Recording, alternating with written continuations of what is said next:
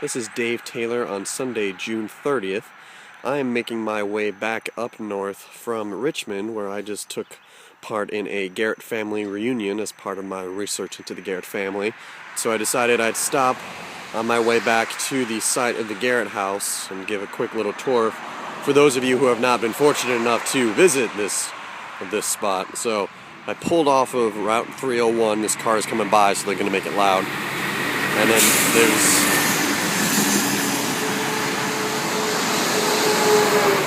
there's a little space for you to pull off, and there's a nice sign here that points into the woods, and you follow the trail. It's right by mile marker 122, but you have to be in the northbound side of 301. The southbound side, you cannot gain access to this little path from the southbound lane. So if you're coming from Maryland, or if you're doing the escape route, you actually have to go past the site, and then in one of the U-turn areas you come back on the northbound part and you may follow it in. So we have this little path that leads through the woods in this wooded median.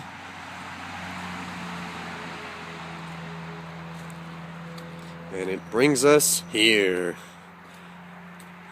which is not all that exciting, but this is the site where the Garrett house once stood. The only signage here is this sign from Fort A.P. Hill saying that it's illegal to dig for artifacts. Not that you really find anything here anymore. It's been changed a lot, including the landscaping. If we look there, that is the southbound side of Route 301, and behind me is the northbound side. So the only thing to really look at here is this pipe in the ground.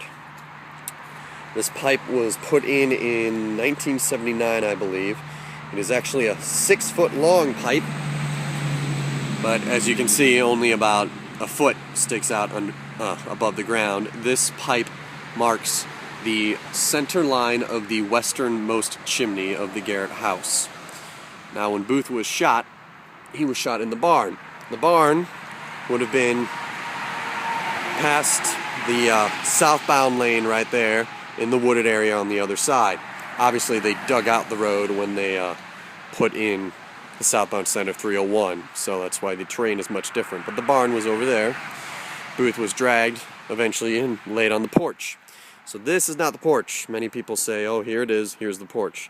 This is one of the chimneys. In order to find where the porch is, you need to walk from this pole.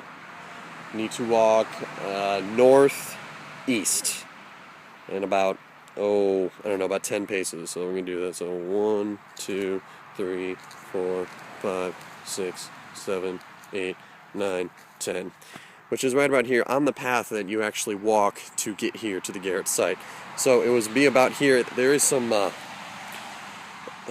don't know what you use that for, but for the road construction, this area right here marks about where Booth died, that this is where the porch would have been.